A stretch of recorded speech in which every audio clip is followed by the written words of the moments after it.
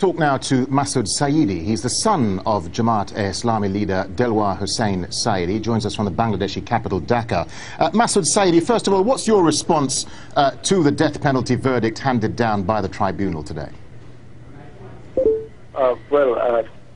Let me correct the number first. You said that 30 people has been killed. It has raised to 60 already. Countrywide, these people from community people has raised their voice against this verdict, and 60 people already died so far. And we believe that the verdict is totally politically motivated, and as the last speaker said, that this verdict, and they are trying to actually stop the Islamic politics and movement from Bangladesh. So what are the legal options open to you and the Jamaat-e-Islami party now? I mean, will you appeal the verdict? Well, we certainly definitely go to appellate division with appeal, and we believe that we'll get justice in that court.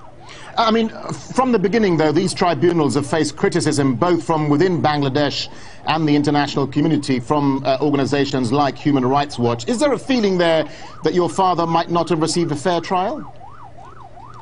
Yeah, there was confusion, and there was opinion from, as you said, international community, International Bar Association, Human Rights Watch, and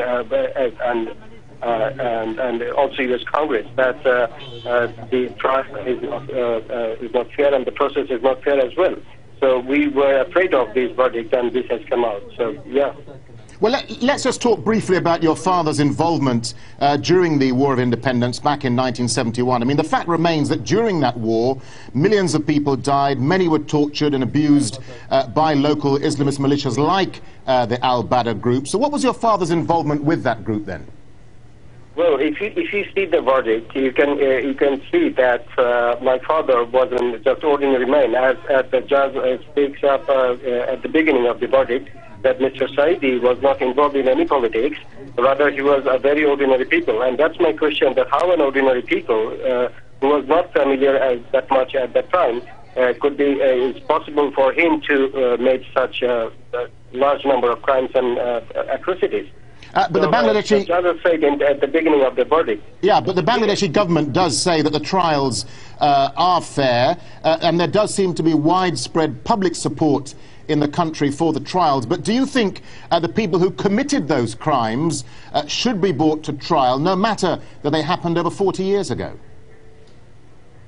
There is no doubt that every criminal should come to trial for justice. But the question is, the government, what the government has said, they could not prove it in the court, because if you look after these two issues where the verdict has come out.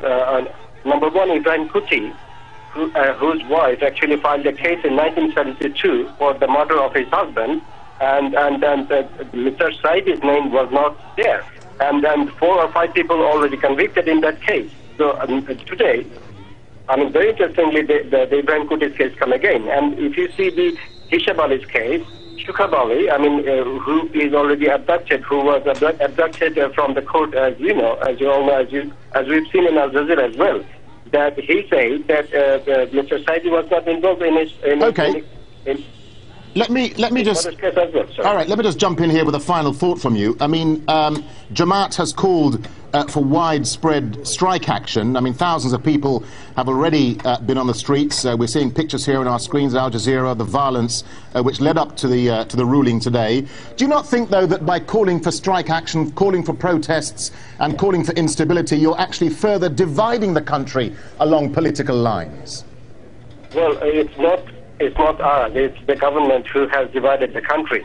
Because it is not only Jamaat-e-Islami. Mr. Delwar Hussain Sayedee, Allama Delwar Hussain Sayedee is one of the popular Islamist preachers for the last 15 years, in the 50 years in this country. Most people do go to his mahfil and listen to what he's saying. Because and he's one of the popular figures, as the verdict says, if you see the verdict. So the most people come out from their home and show their protest against the verdict.